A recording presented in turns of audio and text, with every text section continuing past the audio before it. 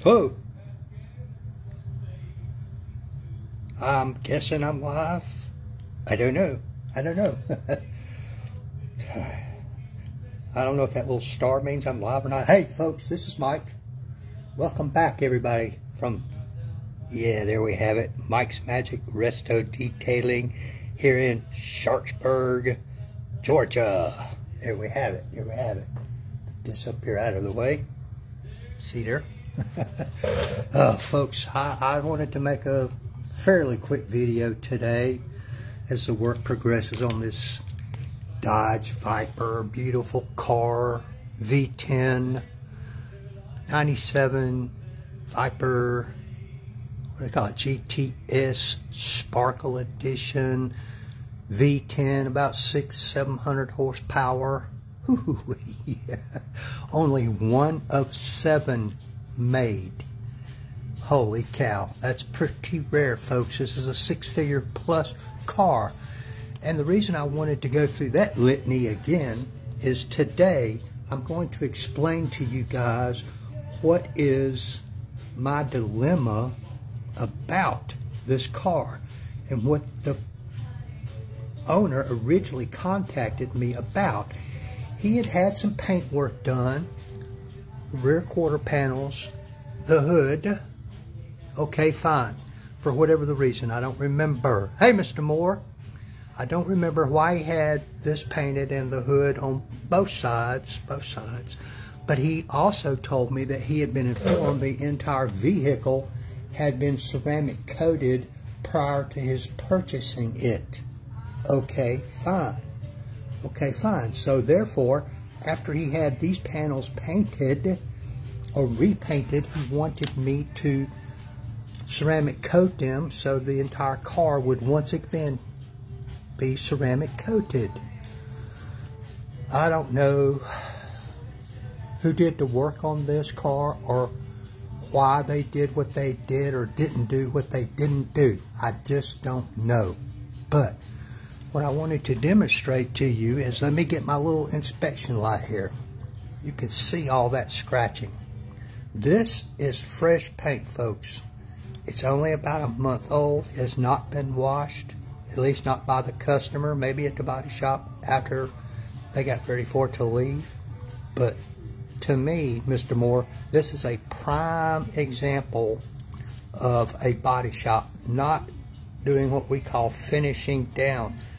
If I had a body shop, of course I've never had one, and you know, maybe they did what they got paid to do. I'm not sure if it was a budget thing or they just didn't figure anybody'd ever notice, but there is no way I would send a car out freshly painted looking like that.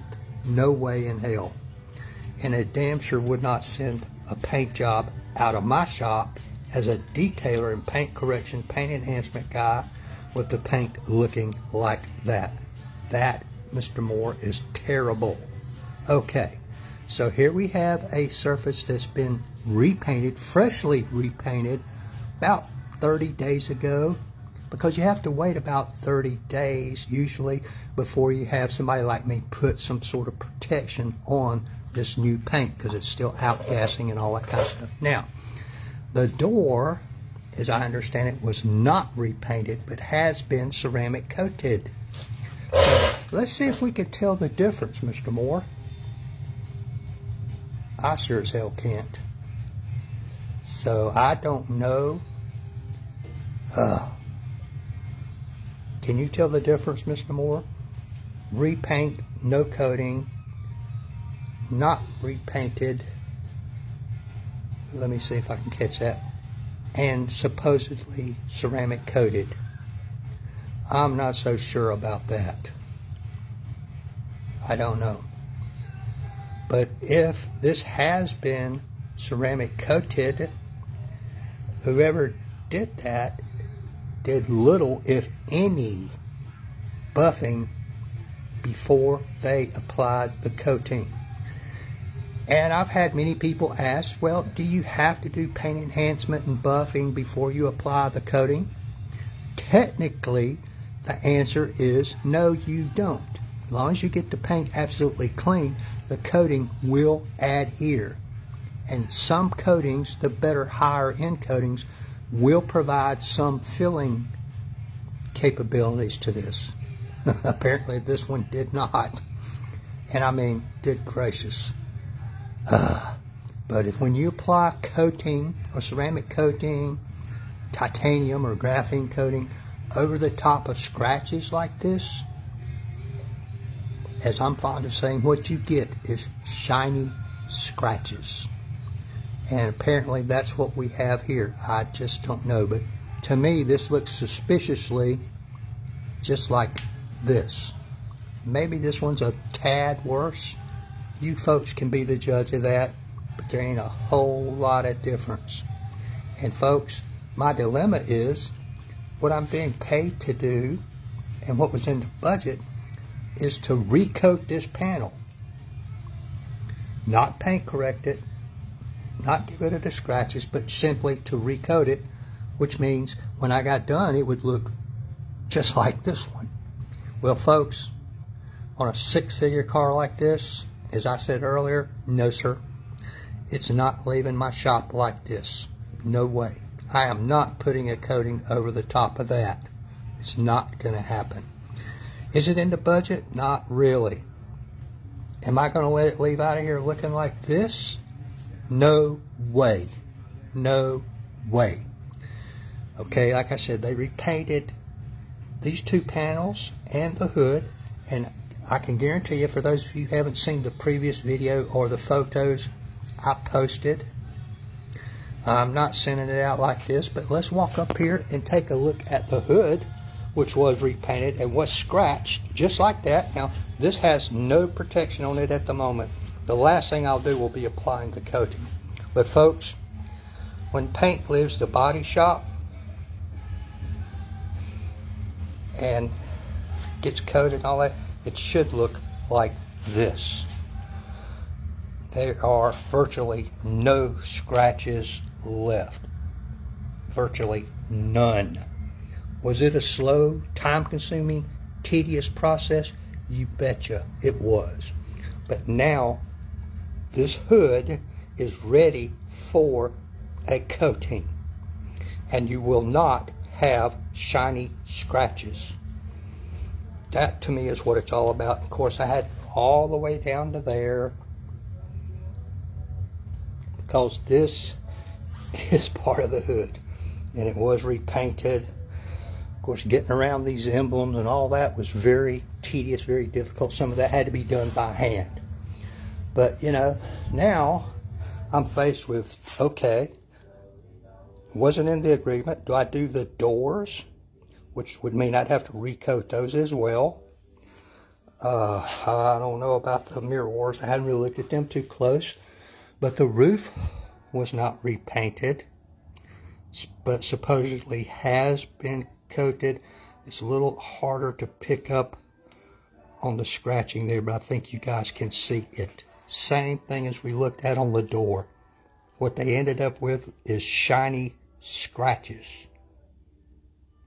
Now it looks to me like somebody buffed this at some point for whatever the reason,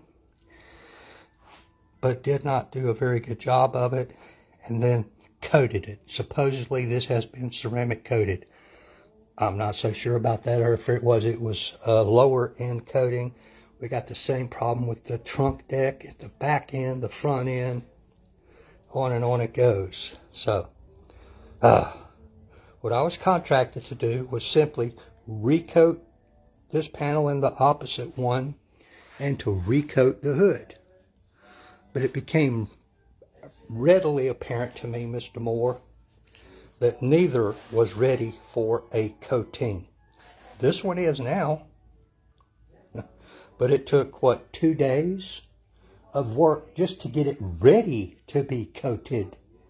But now, you would be hard-pressed to find scratches in this paint here. There are a few nibs and paint defects, which happens. I get that. That they cannot get out sometimes at the paint job. I understand that. Almost every paint job in the world has them. But It's as close to perfection as it absolutely can be. So it's ready to be coated once I paint prep it again. So I'm going to do this panel, the one on the other side, take a look at my scheduling, so forth and so on, and maybe talk to the customer. Hopefully he'll see this video to see if, you know, can we do the roof, the doors, that sort of thing. Do I have time? Blah, blah, blah. But I really do not want to send this six-figure, very special, very rare car out of here looking like this. I just don't. Does it mean some of my other customers who are waiting have to wait longer? Does it mean they might end up just giving up on me and going to somebody else? Perhaps. You know, if they do, they do. And I will lose that money before I send this car out of here looking like this. Nor their car if they want to keep it around for me. The next one up is a special Mustang Cobra, something another, GT, something another. I forget what those things are. And he knows he needs paint correction of the entire vehicle and then wants it coated. But it's going to have to wait till I solve this dilemma, Mr. Moore. Hey, you can see I've had all different kind of pads out, all different kind of buffers, all different kind of products, and, you know. Now, the way I'm doing these repainted panels most likely will not work on these unpainted or OEM painted panels that have not been resprayed. That means the doors, the roof, the trunk, front, back end, the front end. So the dilemmas continue. But hey, Mr. Moore, that's why they call it detailing. But some of my hardest work is fixing what somebody else has done or has not done. And that is the case with this car, and I just can't understand how someone can let a six-figure car leave their shop looking like that. Yeah, I mean, from 4 foot away it looks great, but when you put a light on it, pull it in, get it under the bright lights, pull it out in the sunlight, all that becomes glaringly evident. Almost as bad as black paint. Oh man. But anyway, folks, I'm going to get back at it here now. I appreciate everybody that had time dropping by and listening to me and watching me. You know what they say, Garland, like, tag, share, follow, blah, blah, blah. I think I've got another local Dodge Viper owner watching on occasion now and keeping up with this car. My understanding is he has a white one. Not exactly like this, but, you know, a rare white one. I remember seeing red ones. I remember seeing yellow ones, which this customer also has a yellow one. But I don't recall ever having seen a white one. Not that you saw them very often anyway. In fact, I can only remember right off the top of my head twice actually seeing one driving down the road. But yeah, I mean, you know, from back here, you know, with medium lighting and so forth, it looks okay. But when you get up close, no. No. Anyway, appreciate you guys. Y'all have a great day. Bye now.